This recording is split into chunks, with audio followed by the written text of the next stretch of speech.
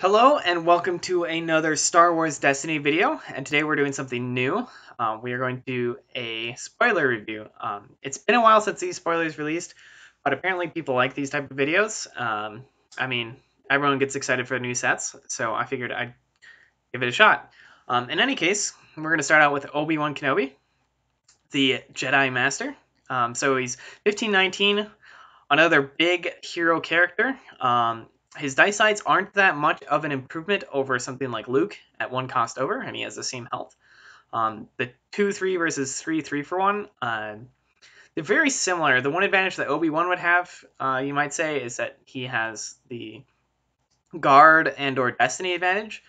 But typically you don't really want to remove your big characters' melee sides, so you want to resolve them. So it is kind of rough that it costs an extra resource. However, he does come in at a point cheaper, and his ability is really inherent. Like, it's really strong. It's very comparable to Luke's. Drawing a card can typically give you even more than a shield. However, in order to make use of Luke's draw a card ability, you typically have to put in a lot of cheaper cards, a lot of zeros, so that you are like drawing into these zeros, so you can, and then you can play a bunch of cards. However, with this, it's just a built-in one shield. It's very guaranteed what you're getting, and it can be very useful. I know that some people doubt what he can make use of, but I would like to point out one scenario in which he is really good.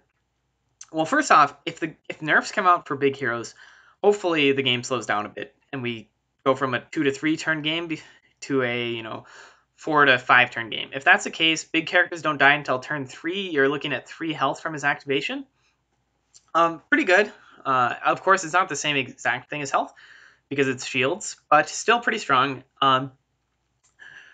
But the biggest thing about being 19 is that a lot of strong elite characters come in at 11. Now, most of them are villains, albeit, but something like Maz does come in at 11, which is a pretty big deal. It allows you to more comfortably fit in elite characters. Like any 20 cost character for heroes right now has to pair with Ezra if you want 2 other dice. The 1 point does make a big difference here because of just the cost point. 11 elite is kind of like this sweet spot for FFG. They like to print these 811 characters. So, for example, if you look over here at Sienna Ray, if heroes had access to Sienna Ray, I think that Obi-Wan would be incredibly solid. Reasons why? Well, typically with big characters, you have to toss in a ton of removal cards because you can't afford to ever let him die. So you have to be removing dice every single turn of the game to keep him alive for as long as possible. So with that in mind, you have to spend resources on removal. If you're doing that, you can't buy upgrades. If you can't buy upgrades, you can't ramp. Well, a character like Sienna, who has 2 resources coming in there with 2 resource sides coming in there with 2 dice, is going to allow you to get resources, allow you to both afford removal and play some upgrades. It's a pretty big deal. But the biggest thing here is that in addition to this 2 resource side 811 character that you could theoretically pair with him, you also get well, it's not here, but you get leadership. So with unique red characters, you get this leadership, and leadership on Obi-Wan gives you an additional shield. So let's say you play, in the first 3 turns, you get 3 shields from his activation, and then you leadership once. That's 4 shields, so you're looking at a 16 health character. If you account for all the shield counters, you're looking at like a 14 health character, 419, with 2 3 sides. That is pretty solid. Now, this hinges on there's being something comparable to Sienna Ray. If you have to settle for something like Akbar, I don't think it's as good. The leadership play is still strong because of the additional shield, but you need extra dice. You need them. I think that like the strongest thing is with Sienna is like having these extra resources. So I'd like to see some sort of support character for heroes. But until then, I think Obi-Wan's a little bit weak. You can run him with Maz, but I don't know. It's like I don't like yellow as a support for Obi-Wan. I do prefer the red. Like what I'm lashing on red 2 right now is like the leadership play with the extra shield additionally. Although Maz, obviously she has her merits. You get to just instantly deal 3 if you activate her, and you still have Obi-Wan dice. So my conclusion about Obi-Wan here is basically if heroes at some point in the future get a good Sienna Ray level red support character, could see some play, but I don't know. I think that his that 3 for 1 is going to hurt him, and that it's going to make him even harder to ramp with a big character like that. So veteran stormtrooper, we're gonna look at next. Pretty solid sides. You got the 1 range, 2 range, 3 indirect, 1 resource. Obviously, indirect being a new type of damage. It is kind of rough. However, one thing I will say is that it would seem, just from the few spoilers that we've gotten, that and just from common sense, that indirect damage, because it's indirect, tends to have slightly higher sides. So if that's the case, then indirect can be a boon on certain characters, in that, if this was normal range, it probably would just be 2 range. But because it's indirect, it's 3. So it just helps you just deal more damage overall. The question is that good enough to justify not just running a Stormtrooper and giving you 2 more points for other characters? I'd like to think not. However, in any lineup where you run in, or where you pick 2 other characters and you're sitting there at 21 points. So what would you see this? Let's say you're running like new Phasma, an 8 point, and you're looking for 9 points. A veteran Stormtrooper does fit really well in there. He just does a lot of damage. He has a lot of health so that you can cannon fodder and best defense him throughout the game. But I don't know. It's just any sort of non-unique that's sitting at 9 is just hard to ever play. Any sort of card that's coming in with just 1 die typically has to be 8 or cheaper. You don't see 9s run very often. So I'm not thinking we're going to see this a lot. Boba Fett, Deadly Mercenary. So he's got a 2 range, 2 melee, 1 disrupt, 1 resource, and a special that is deal damage to a character equal to the value showing on a die, yours or an opponent's. Hasn't been too much hype around this. I've seen in Facebook some people are disappointed by this. I think he's a great card. If you look at something that you could run with him, you could run Boba Fett, Trooper. In that sort of a deck, with your dice alone, his special is just another 2 damage side. You have 2 2s on all of your characters. You play upgrades that have 2s, so it's a 2 damage side if you roll it.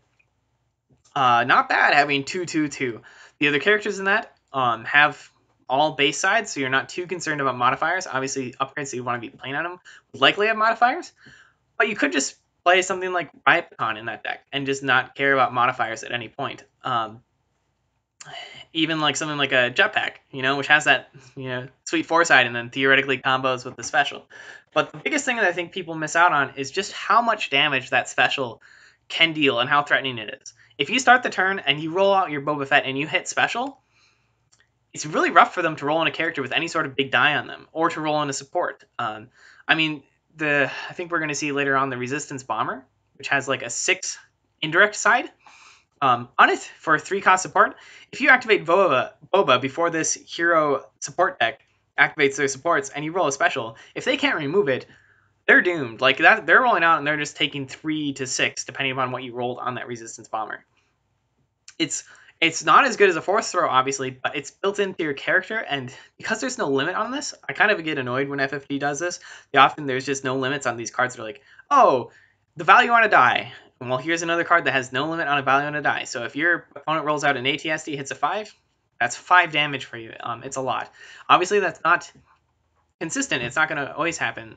But the threat is very real, and it's typically going to be 2 anyways. So I think that his die sides are really strong for the 16-point value. The 2/2/2 with the potential of just being anywhere from like 3 to 5 is pretty strong in my opinion.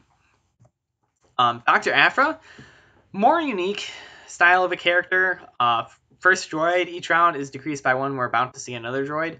You'd assume there would be more droids in this set if they're releasing this character here. So theoretically, it's a built-in... what is that? The built-in like 1-cost blue card that decreases a blue upgrade when you play it, exhausting it or whatever. I can't remember what it's called right now, but in any case, it's like a free one of those built into a character. So in a sense, she is a 3-die character, as in she just rolls a resource every single turn. That's undisruptible. Pretty strong. Of course, it only targets droids, so that's kind of rough. However, I think there are a couple examples of droids that we already have. Isn't there one in like the 2-player set that's like a 4-cost droid that's a little bit but for 3 maybe it's better. And then you have this unique ability that's like deal indirect. The first time you deal indirect damage to yourself, you may draw a card. Obviously, we don't really know when you would deal indirect damage to yourself. We know that you can resolve indirect against you, but it would be interesting to see if, well, there are more cards like Delve, which I believe we're going to see later, that deal indirect damage to you in order to have an effect. In that case, just drawing an extra card is really strong, and like there's no limit on this. So you could just keep drawing. It's like a free built-in like boundless style draw card if you have enough of these effects happen for you. So like potentially very strong combo-y player. You get out all these droids, do a bunch of indirect damage to yourself, draw a bunch of cards, and then win the game early with some sort of combo effect. Now, one thing worth noting, you don't have to damage her. So if you're playing her with some sort of beefy like Gamorrean Guard for 8, you can just, he already has 9 health points on him, so that indirect stuff being dealt to him doesn't matter as much. Her sides, 2 for 1 sucks. 2 indirect, meh. 1 mil is good. 2 shields is really solid for a character at that price point. 2 shield sides are really good. I think people underestimate them just because of how many shield cards there are. But I think that we've been seeing from our shield hate cards, we've been seeing from Thronkar that a deck that just continues to put out shields is really hard to kill at times. So having that 2 shield there instead of 1 shield is a pretty big deal for her. I'm not convinced she'll be great. However, I think that eventually, if we get enough good droids, we could see some sort of cool, I draw, 3 cards in first turn from her ability and play like the droid I want. But I really don't know. BT1, I think. Cool support. Has really good damage size, actually. The 1 3 for 1, 1 indirect, 2 indirect, and a disrupt. No resource side, unfortunately. But then he has this cool effect that after you activate the support, deal 1 indirect damage to yourself, then deal 1 indirect damage to an opponent. That's really, basically this droid was like built for Dr. Aphra. From what I know, I think it's actually Dr. Aphra's droid, so that makes sense. But basically, it costs 1 with Dr. Aphra for these insane dice, and then when you activate it, you instantly get to deal that 1 indirect damage to yourself to get a draw card. So it's a support that costs 1, makes you draw a card every single turn, automatically deals an indirect damage, and then can deal anywhere from 1 to 3 damage with its die. That is a really, really, really strong card for Dr. Aphra. So if there are more droids that are comparably good, I don't think any of them will be as good. Obviously, they made this card specifically like, how do we make a droid that's good for Dr. Aphra?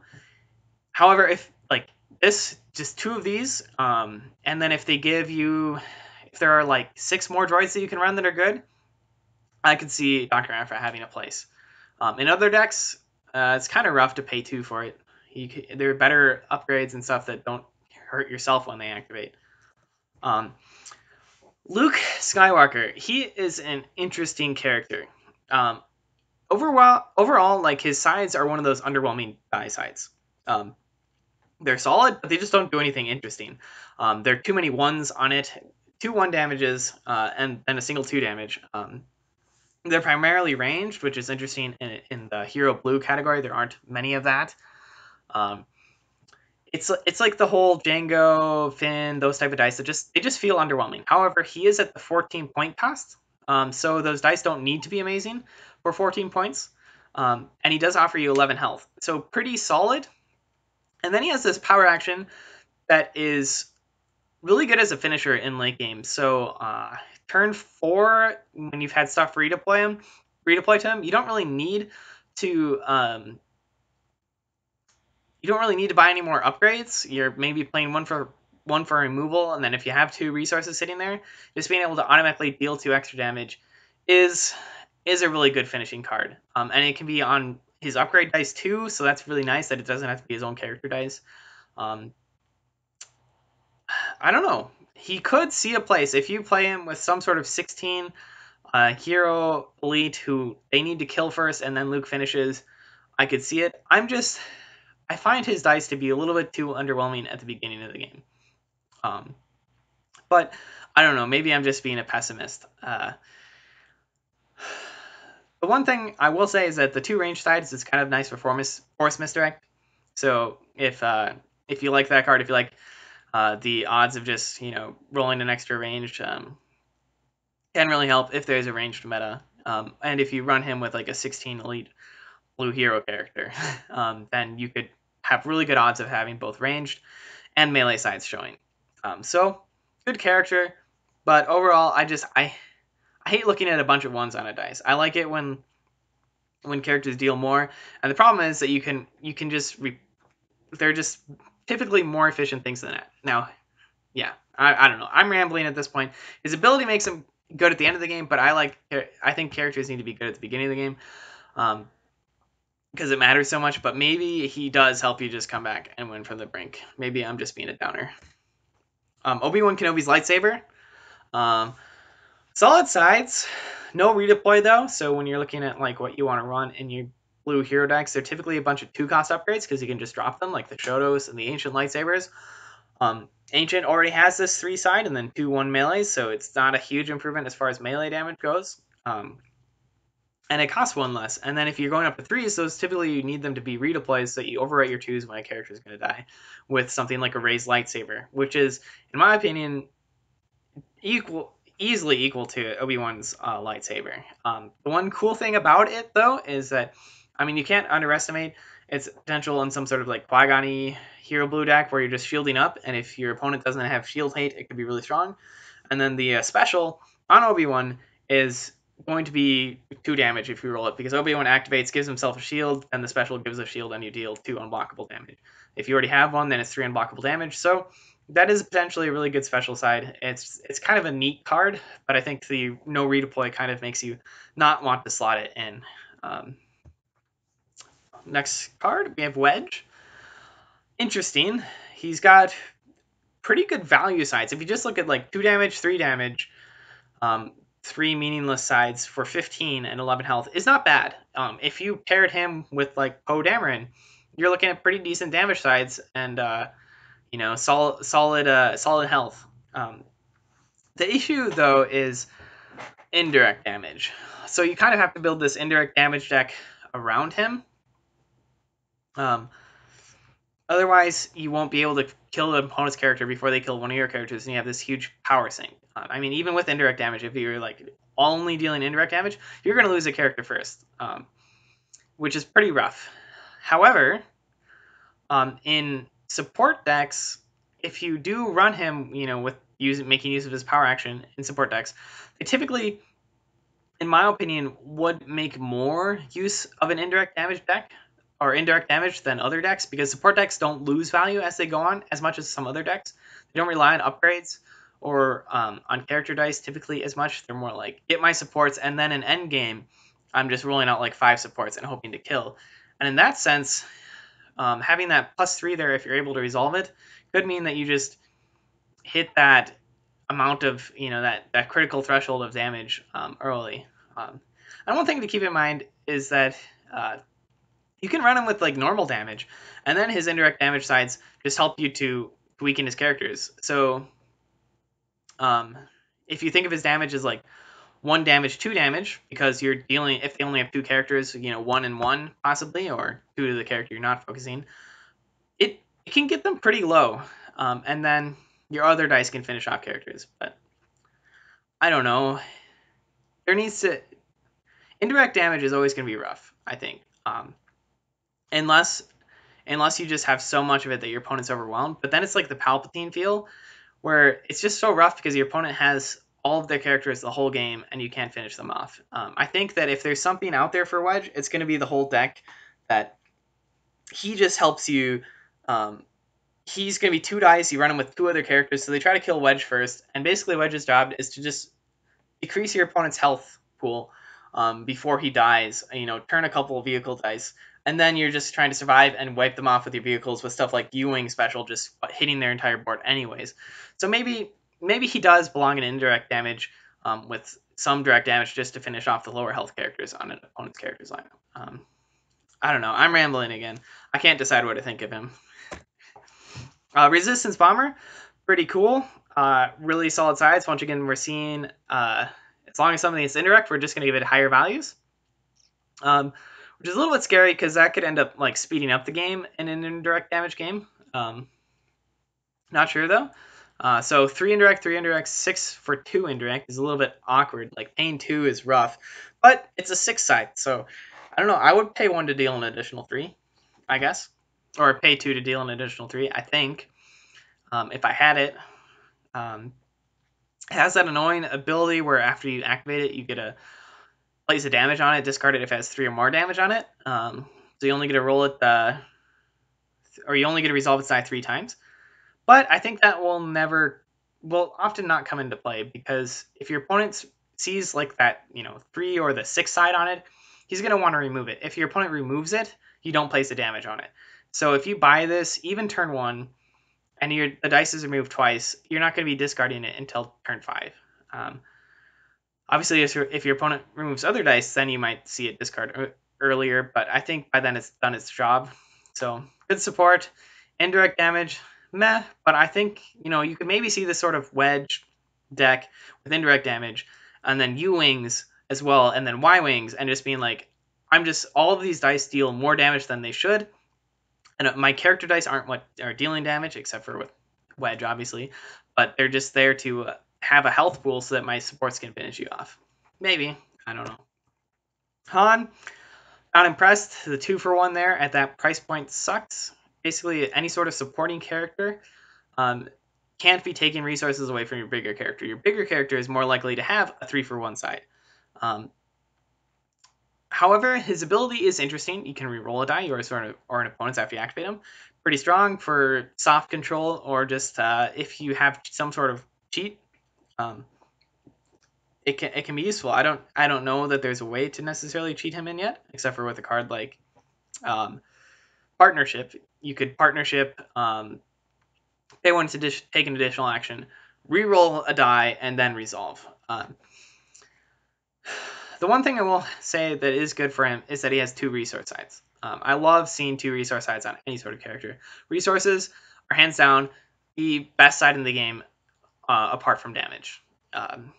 Because basically resources turn into damage later on. So the 2 resources is nice, but I just don't think that at 10 health, you'd ever play him over other options. Like you could have 2 rookie pilots for his cost, or you could have a Luke, and even Luke, who I wasn't too impressed with, has 11 health and has better sides. That 2 for 1 is really going to hurt him, so I don't think he'll see any play. Delve, this is the card I mentioned earlier that it will be good with Dr. Aphra, because it deals an indirect damage to yourself. It's kind of interesting. So it costs 3, deal 1 indirect damage to yourself to play a support or upgrade from your hand for free. So it's only good if you have something big that you want to play. And I don't know. It's weak. The only thing that makes it good is if you have stuff like Hidden Agenda, or if there are any other cards in set 4 that specifically target events to reduce their cost. So with this Hidden Agenda, you're paying an effective 2 to potentially put a 4 cost support or upgrade into play. I think theoretically with like General Hux, he plays events from your hand for less. So in some sort of Hux vehicle deck, you could, play Delve for less, and then play that vehicle for free.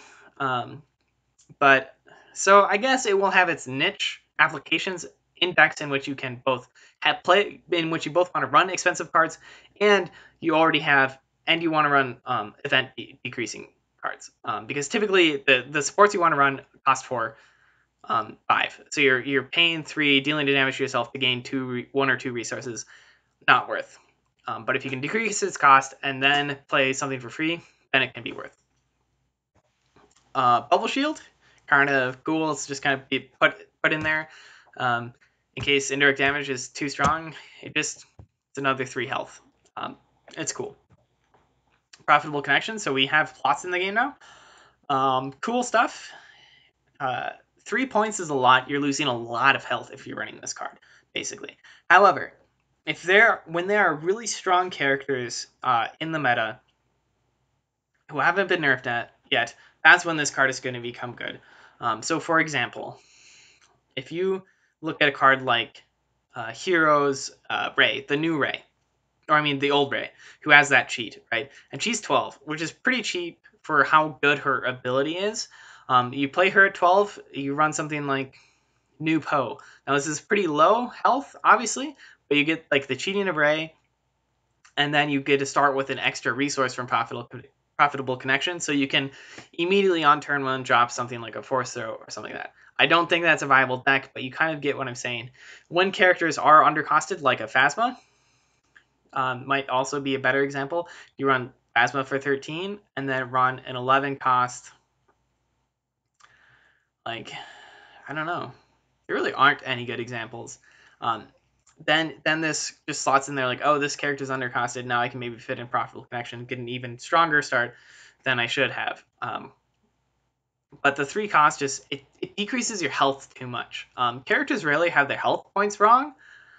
They're only ever off by like 1. It's more common for characters' dice to be off and their abilities to be off. So if you have characters that are overvalued, or I mean, that are undervalued and are way too cheap for what they give you, they're still going to have their price points health. So if you're running 27 points, you only have 27 points worth of health, typically. I think that one deck I could see running this in is E-Unkar, E-Java, already starting out with an extra resource, doing some sort of crime lord stuff. But I just keep going back to the fact that you are giving up so much health to run this 3 cost plot. Now we are moving on into the draft pack cards. So kind of cool. There are lots of neutral characters.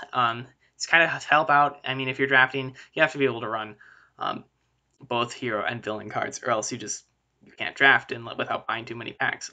So Anakin, these are really solid dice.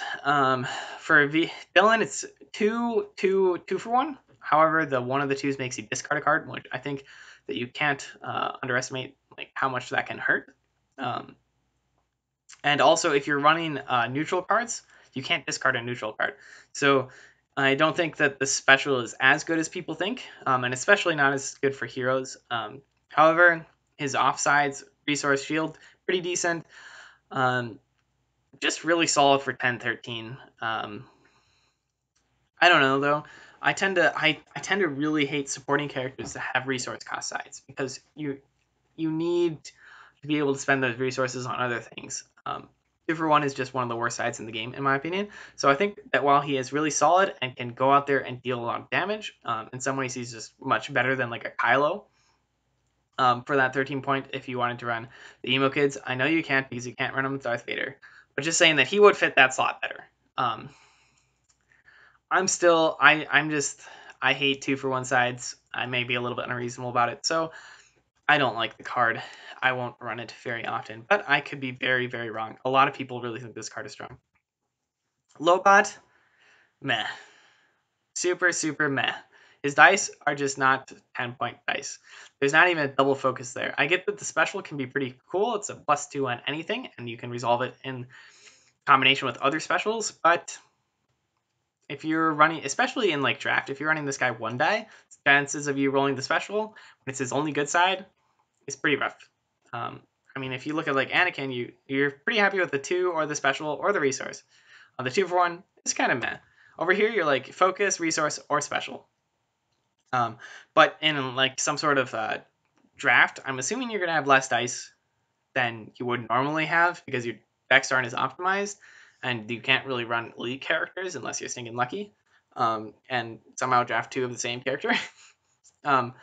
Focuses are going to be worse because you have less dice. So not getting any value out of one of your dice is going to be rough. So I don't know. He's okay. I think that his little ability there that gives him Guardian is kind of neat. It could be really strong in a draft because decks are going to be weaker. So if you can mitigate even more damage and make them spread it out, it can be really rough for your opponent to try to deal enough damage to kill a character. But as far as like constructed goes, 9 health for 10, really, really, really weak die. I don't like him. Ketsu Onyo, cool. 2 range, 2 melee. He's got a resource. Discard side's pretty good. Really awesome effect. Makes you have redeploy on your other character's weapons to her. However, 14 points for 9 health is absolutely terrible. 11 points for 9 health is absolutely terrible. At 11 points, getting only 1 die always sucks.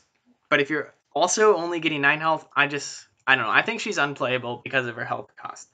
Um, if you look, I mean, if you look at her sides compared to something like the Luke from earlier, the Luke has better sides, I would say. I mean, you don't have two damage sides. You don't have the useless disrupt there. You have another damage side. But Luke has 2 more health, which is a huge deal, and an ability that's pretty strong in late game. Whereas Ketsu's ability is cool and all, but you can, in most decks these days, just put redeploy weapons in there anyways. A lot of weapons have redeploy, like a lot. So I don't see the benefit of running Ketsu over just running other characters with more health and running weapons with upgrades. So I think she's pretty weak and constructed, but maybe in draft that ability will be nice, force your opponent to kill her first rather than something else. Or if your opponent goes somewhere else, you just get redeploy on these weapons that you couldn't specifically draft redeploy. So in that sense, maybe good for draft. Java Scavenger, only 6 cost, so that is a first, I believe. 1 2 for 1, 1 disrupt, 1 resource. After you activate the support, you may discard one of your supports or upgrades that cost 2 or more from play to gain 1 resource. That is a really, really terrible ability, except for on like the last turn, where you have already rolled in that support, resolved its die, then you activate the Java, destroy it to gain a resource, and use that resource to win the game that turn. Kind of neat in that sense that it can do stuff at the end. However, I really don't like the 2 for 1 side, and it's all got 2 blanks, so really terrible die, what you'd expect from a 6 cost. I don't think you'll see this in many decks unless they want to run 2 characters that out to 24. Other than that, no reason to run this because, especially being gray, it doesn't give you any more colors to add to your deck. It's a card that you will not see anywhere except for in the draft. Which, I mean, most of these characters I think are just draft characters. The exception maybe being Anakin because he does have decent sides. This Jawa is just a draft character. I mean, people will end up running it in constructed because it's 6 points, and lo and behold, they added up to 24, and now they're like, 6 points, fit in the Java. I just don't think any good decks will include it because it doesn't give you a color. It's just so rough. So, yeah, add dice, almost useless effect, doesn't give you access to a color. I believe this is the last card we have here. It's Resourceful. Spot a great character and remove one of your dice to gain 1 resource. It's kind of interesting. It's just like you use a card to guarantee that you're getting a resource from one of your dice. I don't know. I don't think it's really really worth running, except for in draft. I think a lot of these cards are just draft cards that we're seeing from the draft act. Lo and behold, I mean, I'm not surprised. But in a draft, being able to just be like, how do I generate resources, and just being like, okay, resourceful. I'll use resourceful. So yeah, those are some of my thoughts. Sorry for rambling so much. I haven't really done this type of video before, so I'm not surprised that I rambled. But yeah, so some other thoughts. I know that some people are a little bit concerned about drafting and the cost of it. I think that most people have caught onto this already, but I will point out that you only need to buy the draft packs once, and then you can continue to use that draft pack. The draft packs, I believe, are cards that you automatically get when you draft, and then you buy your other 6 packs, mix them in with the draft pack, make your deck, play the game. So once you've bought the draft pack once, now you can just use that draft pack next time because it never changes. The annoying thing, however, and I believe this is something that Tiny pointed out, is that if players who don't play Destiny want to draft, then it's going to be more expensive because this draft pack is also included. So the first time somebody else is like, oh, maybe I'll try Destiny out, maybe I'll try a draft, they're like, oh my goodness, I have to buy this and then pay 18 for packs. It's pretty rough.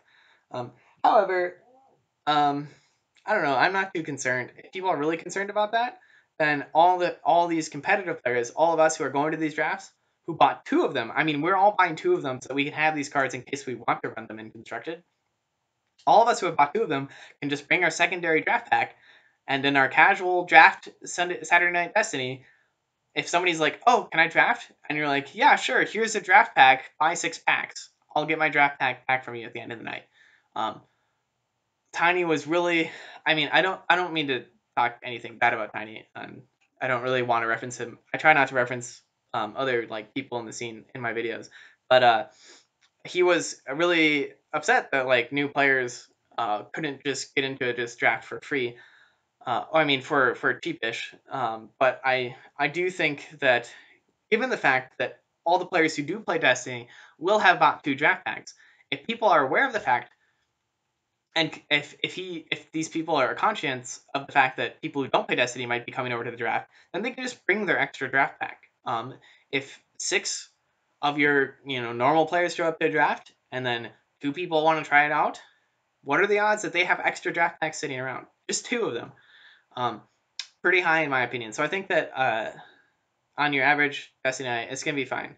Um, However, if there was some sort of big draft event at some sort of convention and you're talking about, 80 people drafting somehow or something like that, instead of just your average casual like 8 or something like that, then I could see it being a little bit harder to come up with draft packs for people. But then if people are at conventions, they want to spend extra money anyways. I don't know. So yeah, those are some of my thoughts. I think as far as like cards that I'm most excited for, I think that it would have to be, oddly enough, Boba Fett. Because I mean, some people don't like him, but I think his dice are great. I think that special can't be underestimated. It is potentially just a ton of damage, especially with indirect damage sides coming to this game. There's all these characters that just have extra side or all this stuff that apparently just has random. Where is it? Random 6 side here, right? You roll your resistance bomber, hit the 6, and it's like, oh, I'll deal 6 with my Boba to you without paying a resource. um, I think the indirect damage addition to the game is just going to see higher value dice in the game as a whole. And dealing 2 with a special is good already anyways. So I really like him. And I'm also really excited for Obi-Wan Kenobi. I know he's another big hero character that's going to be hard to play, but I do think that like his effect of just getting a shield could be really strong as long as we get some form of hero red character that can allow us to leadership and trigger his effect twice.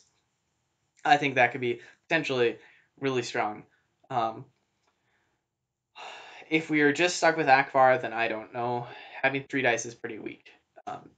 But I'm excited that he's 19. As I said, a lot of like it's kind of a sweet spot where the cheapest 2 die characters, almost all of them hit 11, with the exception of the 2 10s from this last set of Ezra and Bazine. But most of the others, Maz, Sienna, Bala, they're kind of like the bottom line of where we hit elite characters. So Obi-Wan being at 19 means you can get elites with him. So that's what makes me happy. So if we get this elite red character, I could see him potentially being strong. So yeah, I'm gonna stop rambling. If you've listened this long, I'm proud of you. Thanks for watching.